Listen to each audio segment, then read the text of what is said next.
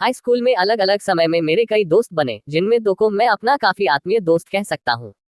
इनमें से एक दोस्ती काफी समय तक नहीं रह सकी, यद्यपि मैंने अपने दोस्त को कभी नहीं त्यागा। उसने मुझे छोड़ दिया क्योंकि मेरी दोस्ती किसी और के साथ हो गई थी। इस बात की दोस्ती को मैं अपने जीवन की शोकपूर्ण घटना मानता हूँ। ये काफी समय तक चली, मैंने इसे एक सुधारक की भावना की तरह चलाया। ये साथी वास्तव में मेरे बड़े भाई का मित्र था। वे एक ही कक्षा में थे। मुझे उसकी कमजोरियां पता थी, लेकिन मैं उसे एक विश्वसनीय मित्र समझता था। मेरी माँ, मेरे सबसे बड़े भाई और मेरी पत्नी ने मुझे चेतावनी भी दी कि मैं गलत संगत में हूँ। मैंने अपने घमंड में अपनी पत्नी की चेतावनी पर कोई ध्यान नहीं दिया, लेकिन मैं अपनी माँ और सबसे बड़े भाई की राय के विरुद्ध जाने की हिम्मत नहीं कर सकता था। फिर भी मैंने उनसे ये कहते हुए याचना की, मैं उसकी कमजोरियां जानता हूँ जिन्हें आप मुझे बता रहे हैं, लेकिन उसकी अच्छाइयों को आप नहीं जानते। वह मुझे बहका या गलत रास्ते में नहीं ले जा सकता, क्योंकि मेरा उसके साथ रहने का मुख्य ध्येय उसे सुधारना है। मुझे पक्का यकीन है कि यदि वह अपने तरीकों को सुधार लेता है तो वह एक अद्भुत मनुष्य बनेगा। मैं आपसे प्रार्थना करता हूँ कि आप मेरी तरफ से ज्यादा चिंतित न हो। मुझे नहीं लगता कि मेरी इन बातों ने उन्हें संतुष्ट किया, उन्हें इस पर विश्वास नहीं था, लेकिन फिर भी उन्होंने मेरे स्पष्टीकरण को स्वीकार किया और मुझे अपनी इच्छानुसार चलने की अनुमति दी। मैंने बाद में देखा कि मेरा आकलन गलत था। एक सुधारक ऐसे व्यक्ति के साथ ज्यादा निकटता नहीं रख सकता जिसे वह सुधारना चाहता हो। सच्ची मित्रता एक प्रकार से आत्माओं की एकात्मकता है, जिसका मिलना इस दुनिया में बहुत कम संभव है। केवल एक सी प्रकृति वालों के बीच की मित्रता योग्य और बने रहने वाली होती है। मित्र एक दूसरे पर प्रतिक्रिया देते हैं, इसलिए मित्रता में सुधार की बहुत कम संभावनाएं होती हैं। मेरा यह विचार है कि ऐसे व्यक्ति के साथ सभी प्रकार की विशिष्ट आत्मीयता से परहेज रखना चाहिए, जो गुण की अपेक्षा दोष को जल्दी अपनाने को हमेशा तैयार रहता है, और वह जिसकी ईश्वर के साथ मित्रता है उसे अकेले रहना चाहिए या पूरे अपना मित्र बनाना चाहिए। मैं गलत भी हो सकता है, लेकिन मेरे घनिष्ठ मित्र बनाने के प्रयास असफल सिद्ध हुए।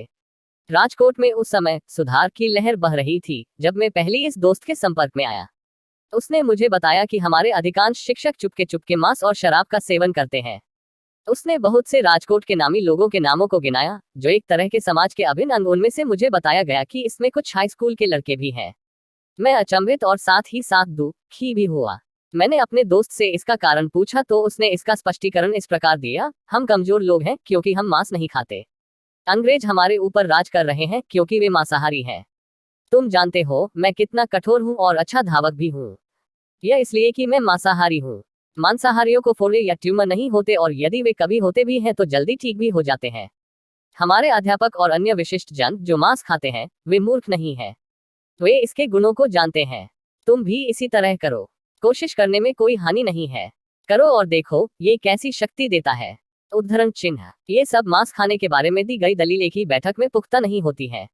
वे लंबे और विस्तृत तर्क के द्वारा इसका प्रतिनिधित्व करते हैं, जिसे मेरा दोस्त मुझे समय समय पर प्रभावित करने की कोशिश करता।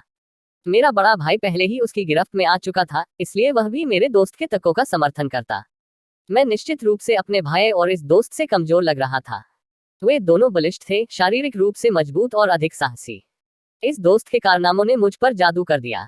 वह लंबी दूरियों तक असाधारण रूप से तेज दौड़ सकता था। वह ऊंची और लंबी कूद में माहिर था। वह शारीरिक दंड के किसी भी भार को सहन कर सकता था, जिसका प्रदर्शन वह अक्सर मेरे सामने करता रहता। जब कोई व्यक्ति दूसरों के इस प्रकार के गुणों को देखता है, वह हमेशा चकाचौंध रहता है। मैं भी इस दोस्त के कारनामों से चकाचौंध था। इसके बाद उसके जैसा बनने की प्रबल इच्छा मुझ में जागृत हुई। मैं मुश्किल से कूद और दौड़ सकता था। मैं क्यों नहीं उसकी तरह भी मजबूत हो सकता हूँ। और नागू से भय लगता था। इसके अलावा मैं काया था। मुझे चोरों भूतों में रात में दरवाजे से बाहर जाने की हिम्मत नहीं कर सकता था। अंधेरा मेरे लिए भयावह डर था। मेरे लिए रात के अंधेरे में सोना मुश्किल था, क्योंकि तब मैं कल्पना करता कि एक स्थान से भूत आ रहा है, दूसरी जगह से चोर और तीसरे रास्ते से नाग आ रहे हैं। इसलिए मैं रात में कमरे में बगैर रोशनी के सो नहीं सकता था। अपने इस डर को मैं पत्नी से कैसे कहता। वह कोई बच्ची नहीं थी, बल्कि जवानी की दहलीज पर थी और मेरे साथ सो रही थी। मैं जानता हूँ कि मुझसे ज्यादा साहस उसमें है। मुझे अपने पर बहुत शर्म आती थी। उसे नागू और भूतों का कोई डर नहीं था। अंधेरे में भी वह बाहर जा सकती थी। मेरा दोस्त मेरी इन कमजोरियों को जानता था। वह मुझसे कहता कि वह जिंदा सांपों नागू को अपने हाथों में पकड़ सकता है, चोरों को भगा सकता है और भूतों पर विश्वास नहीं करता। ये सब बेशक मांस खाने की वजह से है। इस प्रकार से स्कूली बच्चों के बीच शायर कवि नारमद का एक बेहुदा पद्य प्रचलन में था। ताकतवर अंग्रेज को देखो, वह छोटे भारतीयों पर शासन करता है, क्योंकि मांसाहारी होने की वजह से वह 5 हाथ लंबा था।